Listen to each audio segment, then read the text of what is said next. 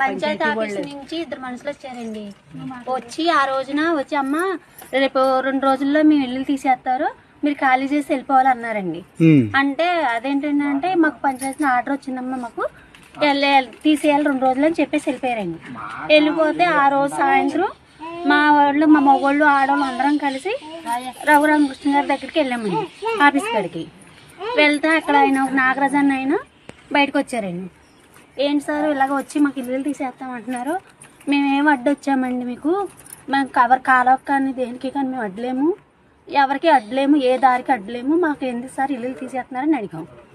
తీసేస్తారు వెళ్ళిపోవాల్సిందే అక్కడి నుంచి అని అంటే, అదేంటి సార్ ఎప్పటి నుంచి 50 సంవత్సరాల నుంచి మా పెద్దవాళ్ళ నుంచి ఉంటున్నాము, మాకు ఇల్లు ఇవ్వలేదు, ఆధారం లేదు, ఏమీ లేకంటే మమ్మల్ని ఎలా తీసేస్తారు సార్ అని అంటే, నేను వెళ్ళిపోయాను, మీరు వెళ్తూ ఉంటారు, నేను ఊరెళ్ళేసి వెళ్ళిపోయాను, మీరు వెళ్ళిపోండి అని నాగరాజన్ ఆయన అన్నారండి.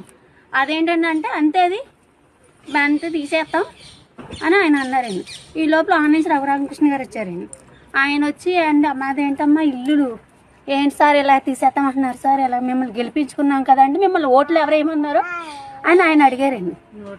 ఎవరికి ఓట్లు వేయటం? ఆయనకి ఎవరిని గెలిపించమన్నారు, నేను ఓట్లు వేయమని మిమ్మల్ని అడిగానా, మీరు డబ్బులు తీసుకుని ఓట్లు వేసారు అని అన్నారండి. నేను రఘురామకృష్ణ గారు ఓట్లు వేసి నేనేం వచ్చి అడిగాను, మీరే వేసారు, మీరు డబ్బులు తీసుకుని వేసారు, ఖాళీ చేయవలసింది, నాకు అడ్డుగా ఉన్నారు, మీరు ఖాళీ చేయవలసిందే అని ఆయన అన్నారండి.